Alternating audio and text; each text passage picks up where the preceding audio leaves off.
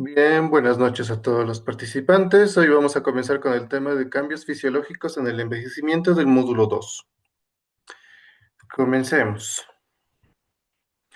Bueno, como la parte introductoria empezaremos a hablar y mencionaremos que, por ejemplo, con el paso del tiempo, es decir, a medida que pasa el tiempo y ya nos ponemos cada vez más adultos, vamos a ver lo que llegaría a ser que va a haber una disminución de esta proteína llamada la elastina, que se elaboran y se producen en dónde, en las células del tejido conectivo.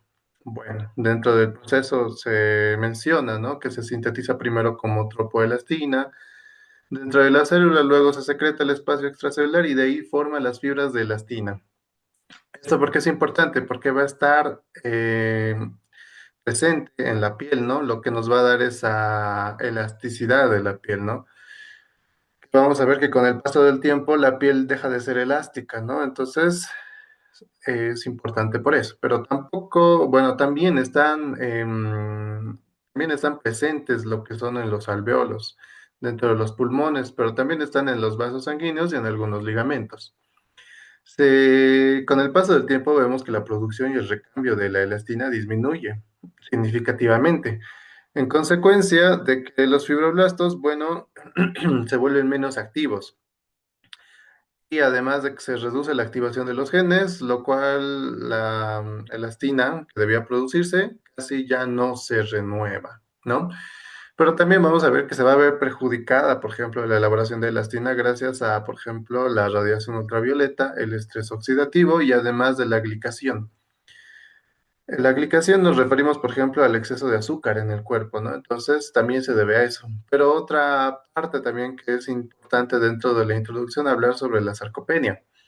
Nos referimos a sarcopenia como pérdida de la masa muscular, de los músculos, bueno, que van a estar conformados y lo van a formar, por ejemplo, algunos de los vasos, grandes vasos de todo el cuerpo, algunos que van a estar en estrecha relación con los huesos, ¿no? Para los movimientos, además que algunos van a estar en relación con los esfínteres y también van a estar muy en relación con todo lo que es el tracto gastrointestinal, ¿ok?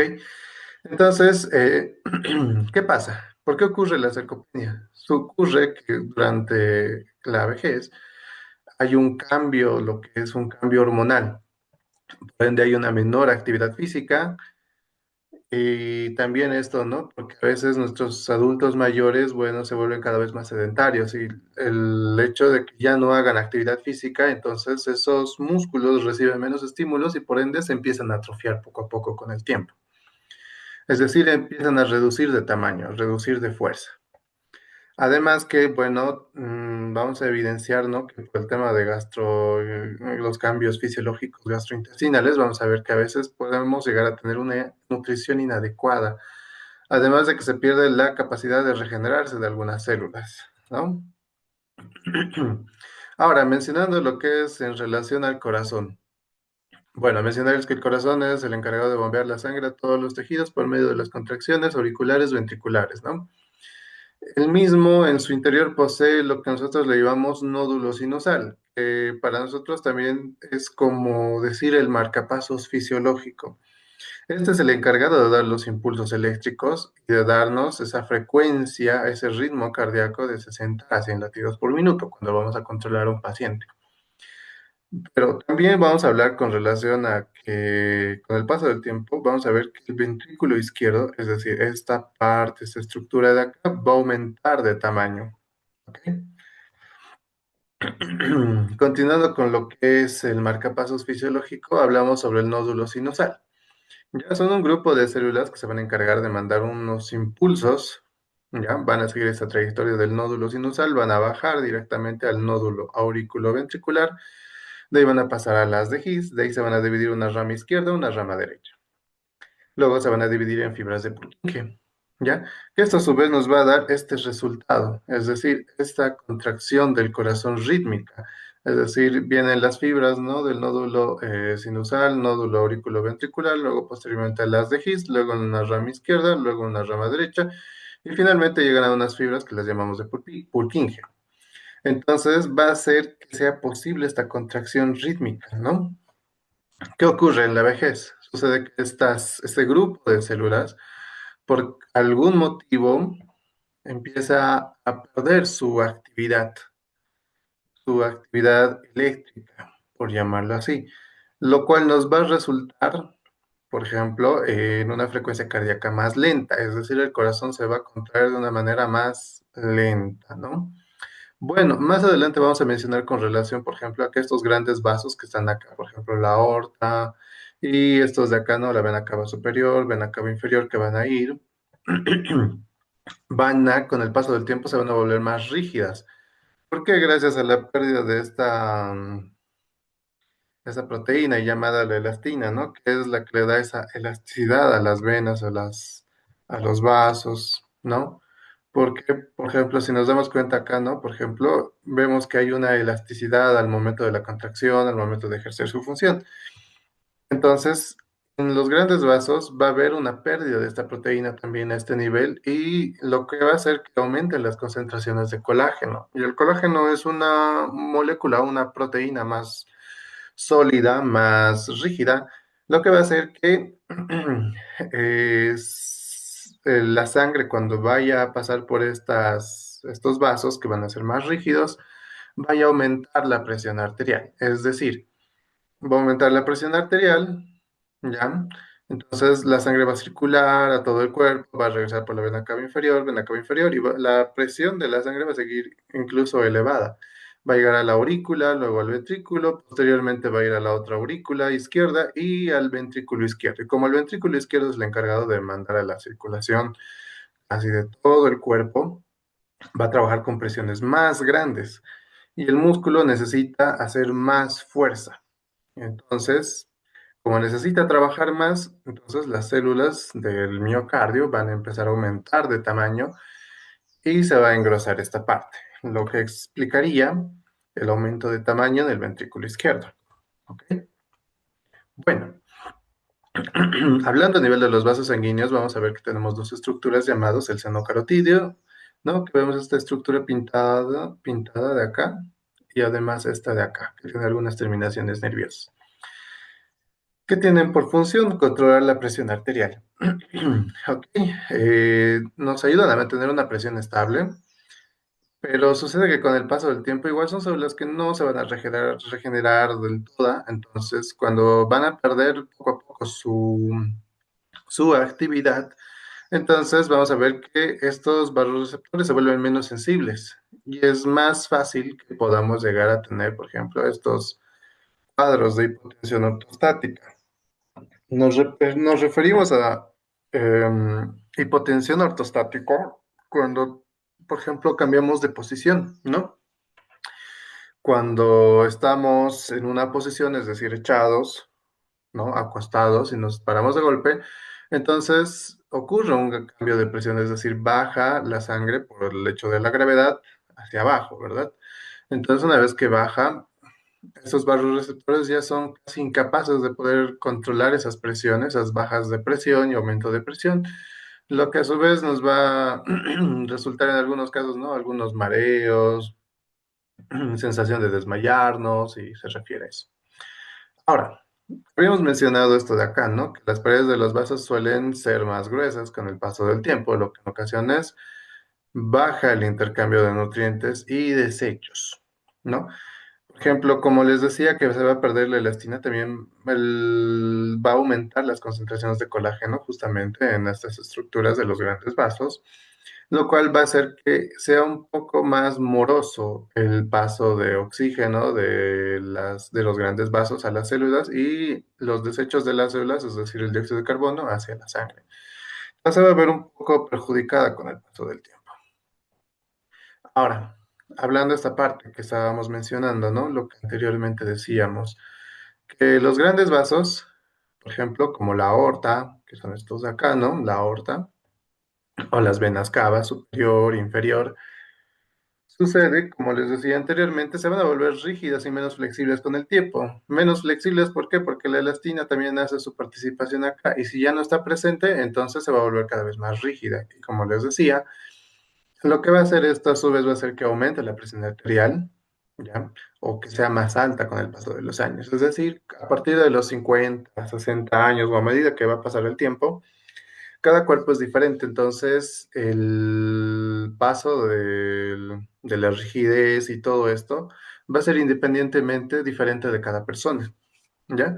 Pero el encargado y responsable de todo esto, bueno, llegaría a ser la elastina, ¿no? Porque le da esa propiedad elástica a los grandes vasos, pero cuando se pierde, se queda el colágeno y se pone un poco más rígido, ¿ok?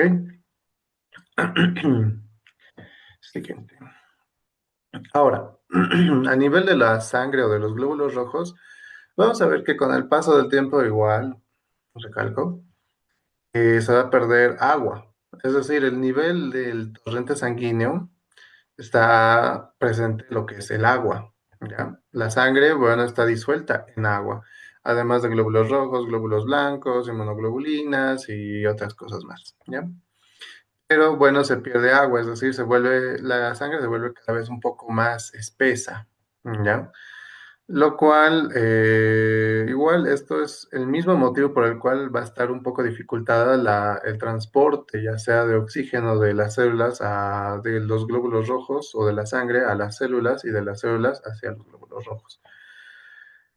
Pero también vamos a ver que con el paso del tiempo la regeneración de estos mismos glóbulos rojos se va a ver reducida. ¿Dónde se fabrican los glóbulos rojos? En la médula ósea, ¿no? Entonces se va a ver reducida su producción a ese nivel. Además del sistema inmune, que lo vamos a ver en otro apartado. A nivel pulmonar, vamos a ver, por ejemplo, que igual los alveolos están conformados por lo que le llamamos, por ejemplo, esta elastina. Por ejemplo, el proceso de la respiración no solamente tiene que ver con los pulmones, a veces también hay otras estructuras aledañas, como por ejemplo aquí abajo el diafragma y músculos accesorios, músculos intercostales, para hacer que el pulmón tenga esas propiedades de expandirse para captar más oxígeno, ¿no?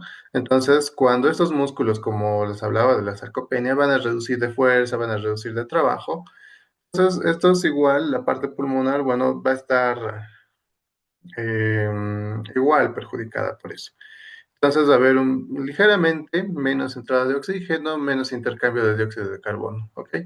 Y a nivel de los alvéolos, pues la elastina hace su participación, ¿no? Estos alvéolos tienen la propiedad de expandirse y además de reducir su tamaño, ¿no? Entonces, cuando la elastina va a hacer falta o hay carencia, entonces esa propiedad elástica se va a perder, ¿no? Lo cual nos va a resultar, por ejemplo, en una dificultad o en lo que se traduciría en menos oxígeno y al mismo tiempo hay una dificultad para eliminar el dióxido de carbono, ¿no?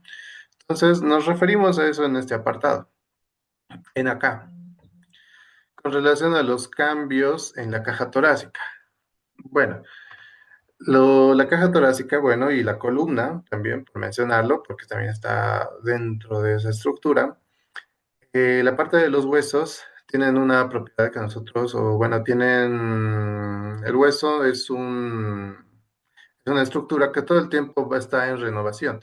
Hay células que se encargan de hacer este proceso, que les llamamos, eh, por decirlo así, las células osteoblásticas se encargan de lo que es, en resumen, reparar lo que es un hueso, ¿ya? Ellos se agregan una matriz celular que, bueno, posteriormente se calcifica y se va a formar un hueso. Los osteoclastos tienen otra función, se encargan de reabsorber el hueso, como se puede ver en la imagen, entonces son encargados estos ambos de remodelar los huesos. Es decir, cuando nosotros nos fracturamos algún hueso, nos fracturamos el radio, el cúbito, el fémur o cualquier otra estructura del hueso, los que van a encargar de reparar el hueso son estas células llamadas los osteoblastos.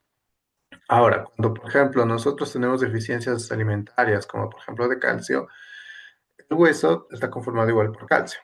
Entonces, si nosotros necesitamos calcio y no viene de la alimentación, entonces los osteoblastos van a hacer su función de empezar a degradar el hueso para sacar calcio del propio hueso, ¿no? Para que vaya a la sangre, a la circulación, para que podamos ejercer todas las funciones de nuestro organismo.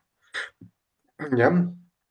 Entonces, se va a ver que con el paso del tiempo, por ejemplo, bueno, les decía que hay una remodelación constante, ¿no? Pero gracias a que, bueno, en la tercera edad ya estamos, va a haber una disminución de lo que sería de los osteoblastos y va a predominar la función de los osteoclastos. Lo que va a hacer, ¿no? Que, por ejemplo, a veces tengamos huesos más débiles, más frágiles, más delgados. Ahora, en las mujeres también se ve algo interesante, ¿no? Que las mujeres después de la menopausia, se va a ver que las mujeres, por ejemplo, empiezan a reducir la producción de estrógenos. Los estrógenos están muy relacionados con la absorción de calcio. Es decir, cuando la persona o la mujer ya está llegando a la menopausia, entonces absorbe menos calcio a través de la sangre, perdón, a través de lo que es el tracto gastrointestinal y es más propensa la mujer a que podemos tener estos problemas en los huesos, ¿no? Es decir, huesos un poco más delgados, más frágiles, ¿no? A causa de la menopausia.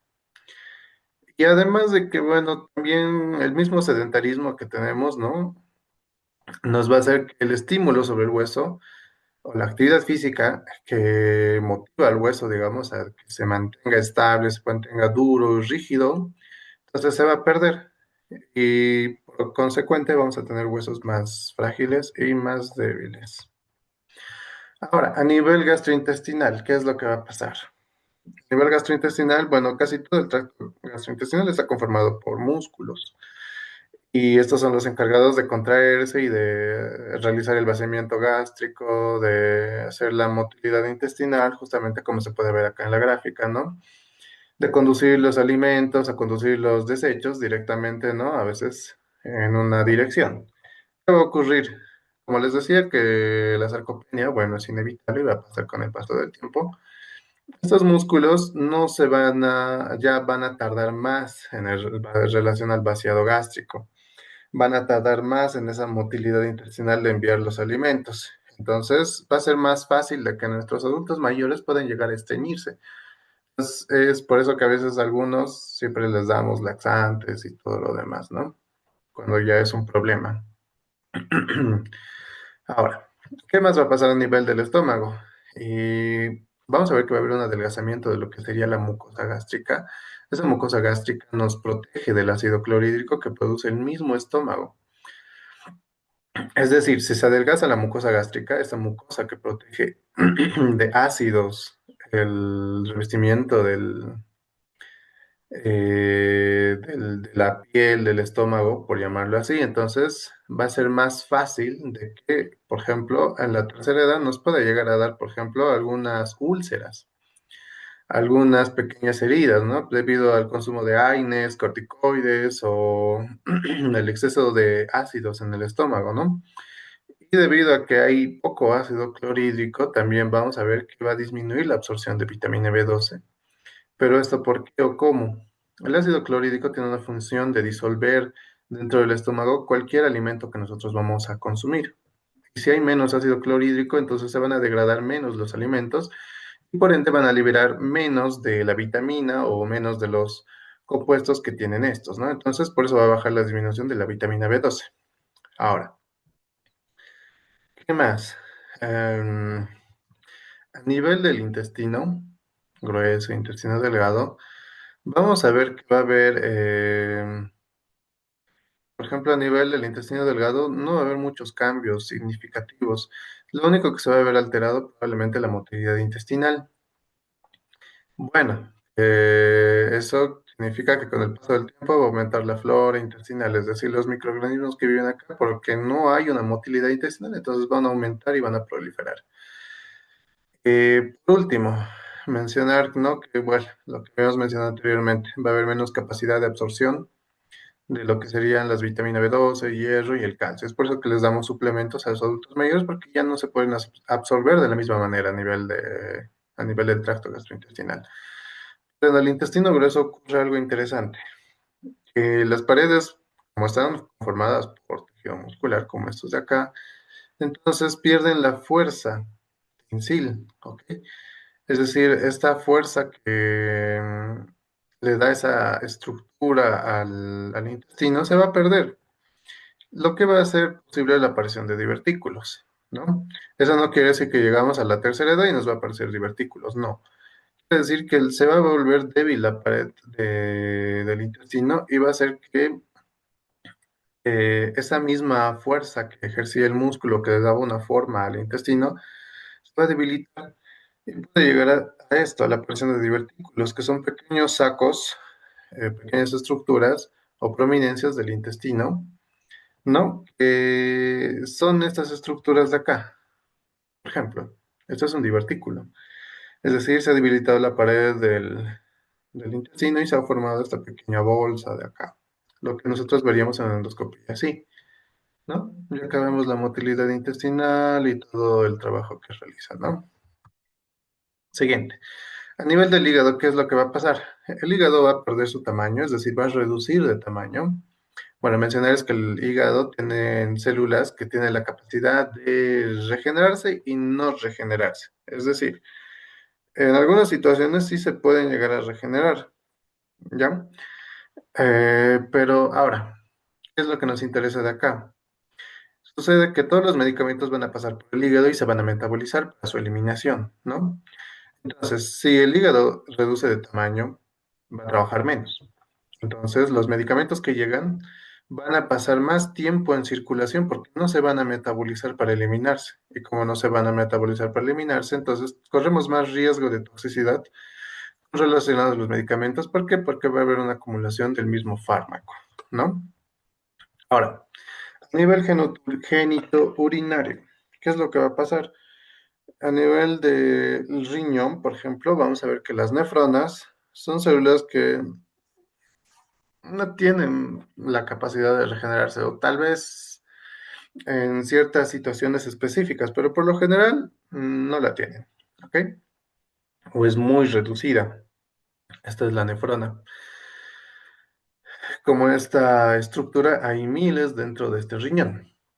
¿Qué es lo que va a pasar? Bueno, los riñones con el paso del tiempo igual van a disminuir de tamaño, baja el número de nefronas, porque con el paso del tiempo a veces una crita puede llegar a fallar y se va a empezar a morir. Y como se va a empezar a morir, bueno, va a ser reemplazado por tejido cicatrizal.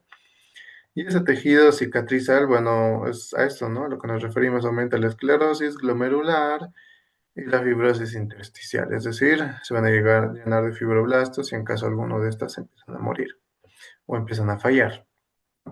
Lo que va a hacer que a su vez reduzca la capacidad de filtración glomerular, es decir, la sangre que tiene que llegar acá y tiene que filtrarse para eliminarse, pues no lo va a hacer, ¿ya? Porque va a haber menos nefronas, es decir, menos cantidad de orina para poder ser eliminada, ¿ya? Ahora, ¿qué más? Va a bajar la capacidad de filtración glomerular y consigo la resorción de agua, electrolitos, ¿no? Bueno, si van a morir poco a poco algunas nefronas, perdón, entonces la capacidad de filtración va a estar disminuida, la capacidad de reabsorción de algunos electrolitos igual va a estar disminuida. Entonces vamos a perder a veces más agua y más electrolitos. Ahora, el riñón también tiene una participación importante con relación al sistema renina-angiotensina-aldosterona que hemos mencionado anteriormente en otras clases. Este sistema es el encargado, bueno, de regular la presión arterial también.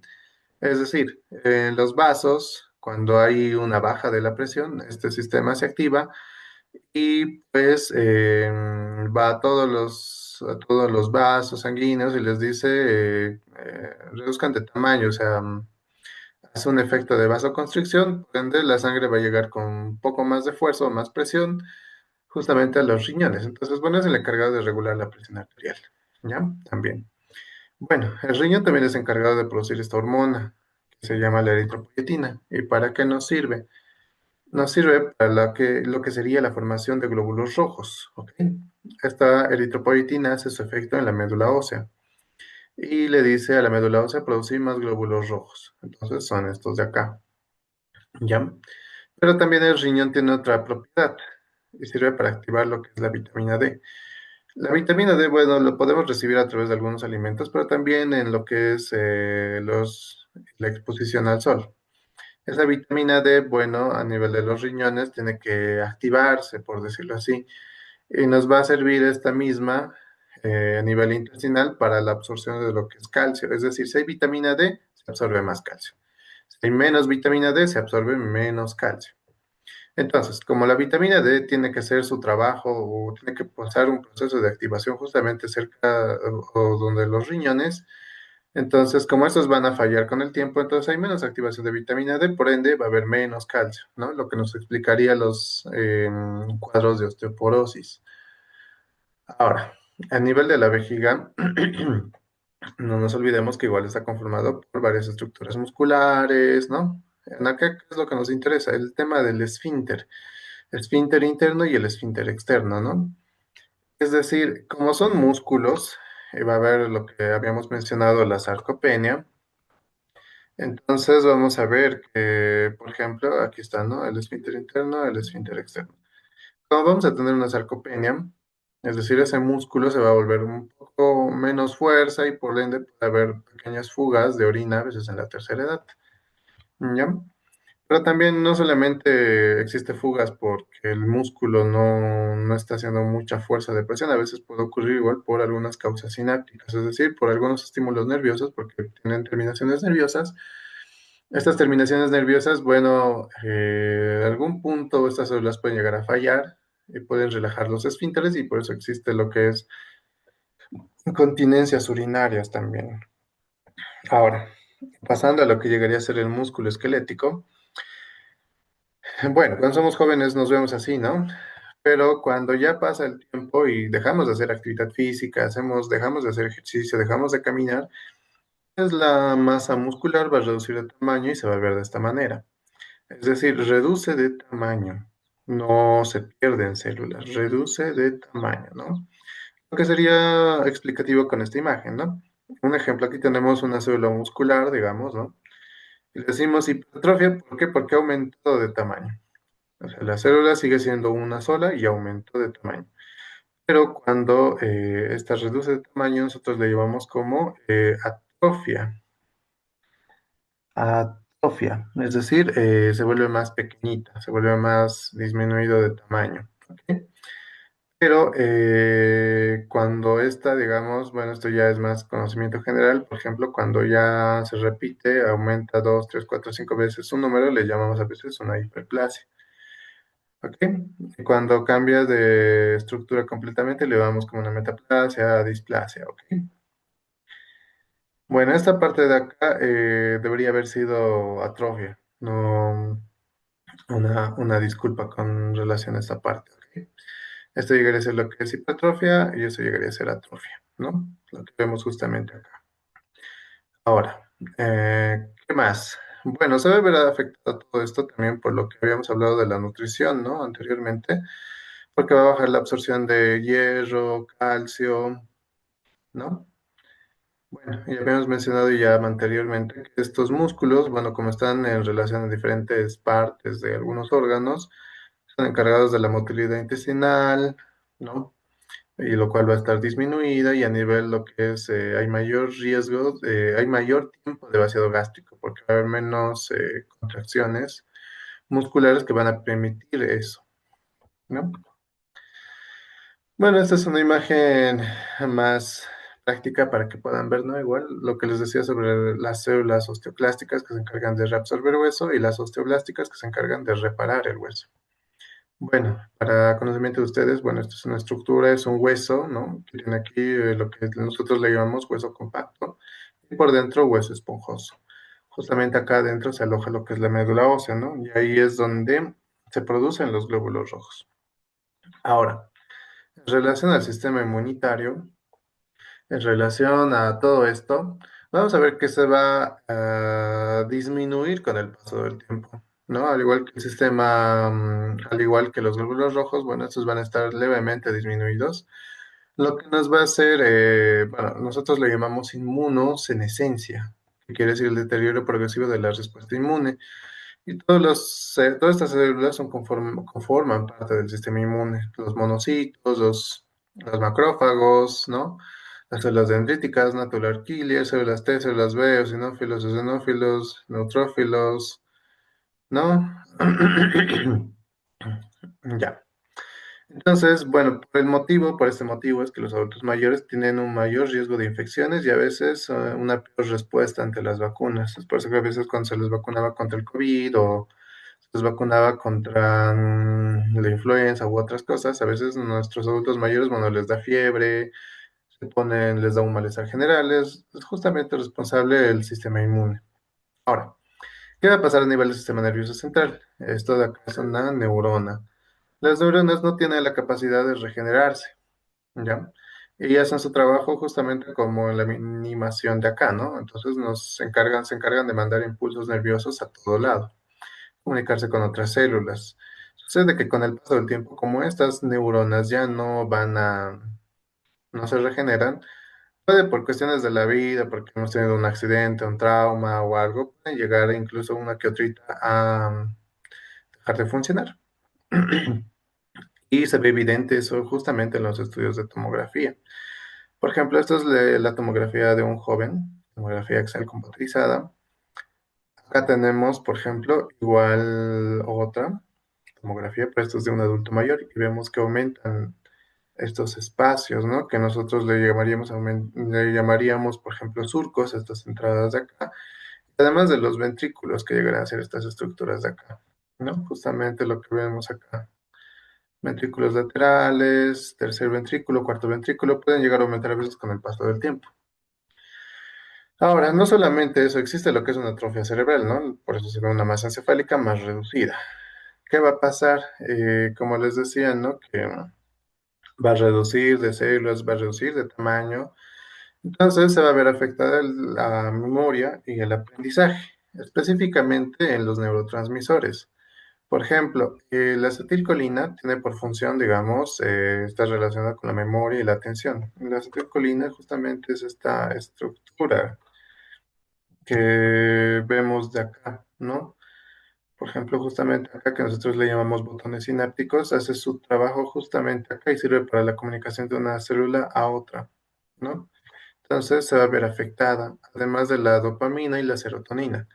La serotonina, habíamos mencionado en una clase anterior, que es una hormona que te da la sensación de bienestar, de felicidad, ¿ok? Y la dopamina, bueno, esta relación con los movimientos que nosotros ejercemos, ¿no? Como el caminar, como el movimientos finos, ¿no? Ahora, habíamos mencionado que la sangre se vuelve cada vez un poco más espesa. Entonces va a haber lo que es un aporte disminuido de lo que serían los nutrientes a la masa encefálica. Lo cual, bueno, igual juntamente con todo, como todo se está empezando a degradar, entonces va a haber igual una baja coordinación de los movimientos y los reflejos a nivel de lo que serían reflejos de defensa y otras cuestiones, ¿no? Por ejemplo, el reflejos de retirada que nosotros le hablamos o le mencionamos. Por ejemplo, si nosotros estamos agarrando una rosa, una flor y la tocamos y nos pinchamos, a veces si no nos hemos dado cuenta y nos hemos pinchado o nos hemos cortado, lo primero que hacemos es retirar la mano del lugar y lo acercamos hacia el cuerpo, hacia el pecho, más que todo, ¿no? Nunca he visto a alguien que aleje su mano y bueno, su mano lo aleje hacia, o que alguien se ha pinchado y agarre más, digamos, esa rosa, ¿no? Entonces, son los efectos, ¿no? De retirada y se va a ver afectada justamente por eso igual. Ahora, sucede que al dormir vamos a tener lo que es un sueño superficial. Le llamamos superficial, ¿por qué? Porque cualquier estímulo, un ruido, un paso, una luz, lo que sea, nos puede llegar a hacer despertar. Pero las personas nosotros pasamos por un sueño superficial y un sueño profundo, intercalando durante la noche para tener un mejor descanso. Sucede que cuando ya estamos en la etapa adulta, vamos a tener un sueño superficial. Es decir, cualquier cosita nos puede llegar a despertar o a veces empezamos a dormir menos. Y hay mayor sensibilidad a lo que son a los fármacos, más que todo los psicofármacos que mencionamos. Ahora, ya casi para terminar, por ejemplo, con relación a la regeneración celular, les he puesto este gráfico para que puedan ver, ¿no? Por ejemplo, células que sí tienen alta regeneración son células como, por ejemplo, la piel, la mucosa intestinal, células hematopoyéticas, que es decir, la sangre, la mucosa intestinal, ¿no? Por ejemplo, que hemos visto con relación a las úlceras y todo lo demás, y la piel, ¿no? La piel, por ejemplo, nos cortamos y eso se va a regenerar. Va a crecer nuevo tejido celular, nueva piel, y se va a volver a reemplazar las células que se han muerto, ¿no? En relación a las células, por ejemplo, que les llamamos estables o de regeneración limitada, podemos mencionar, por ejemplo, como lo que habíamos dicho, el hígado, las células renales y fibroblastos, como ejemplo, ¿no? Porque estos, como les decía, por ejemplo, las células renales, sí, tienen una regeneración muy limitada, no es un cuadro, bueno, que no se ve mucho, ¿no? O sea, digamos de que se regeneren esas células, pero sí se ha visto en algunos estudios, por ejemplo, de los hepatocitos, que sí tienen una capacidad de regenerarse tal vez un poco más alta que las renales, ¿ya? Ahora, a nivel de las células que son permanentes, son las que conforman el sistema nervioso central, ¿no? Las neuronas, las células del músculo cardíaco y además las células esqueléticas, ¿ok? Bueno, que cuando estas mueren son reemplazadas por tejido fibroso. Y por último, con relación a la vista, ¿ya? ¿Qué es lo que pasa con relación a la vista?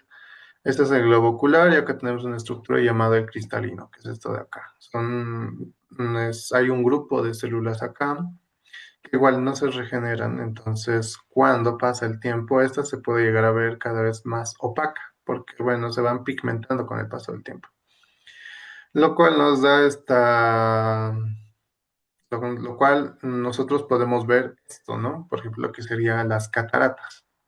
Ahora, justamente acá, por ejemplo, el cristalino igual está conformado por la elastina.